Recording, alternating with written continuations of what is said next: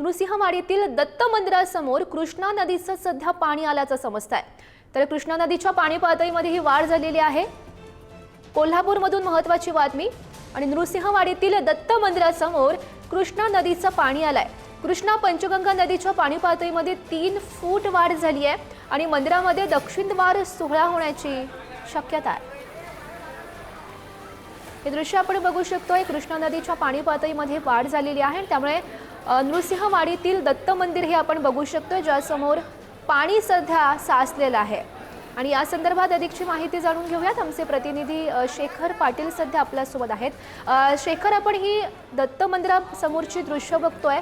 कृष्णा नदीचं पाणी वाढलंय, त्याचा फटका आता काहीसा बसल्याचं बघायला मिळतोय। सध्या त्या ठिकाणी भाविक सुद्धा आहेत का? त्यांना याचा काही त्रास जाणवतोय का?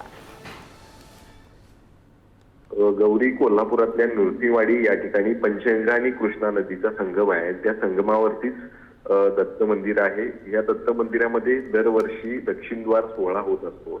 खर तर आता पाणी पातळी अजूनही काही प्रमाणात कमी आहे। दक्षिण द्वार सोहळा झाल्यानंतर त्या ठिकाणी मोठी पूजा देखील केली जाते। या दक्षिण द्वार सोहळा अनुभवण्यासाठी अनेक भाविक देखील या मंदिरात येत असतात। मात्र सध्या हे पाणी जे बघतोय ते मंदिराच्या अजूनही दारामध्येच खरं तर पाहायला मिळते, परिसरामध्ये पाहायला मिळते। काही प्रमाणात पावसानं देखील उसंत या संपूर्ण भागामध्ये सध्या घेतली। मात्र गेल्या 3 दिवसांपासून पंचगंगेची पाणी पातळी स्थिर असली तरी कृष्णा नदीच्या पाणी पातळीत 3 फुटांनी वाढ झाली आणि म्हणूनच हे पाणी जे ते मंदिराच्या समोर आलेलं आहे।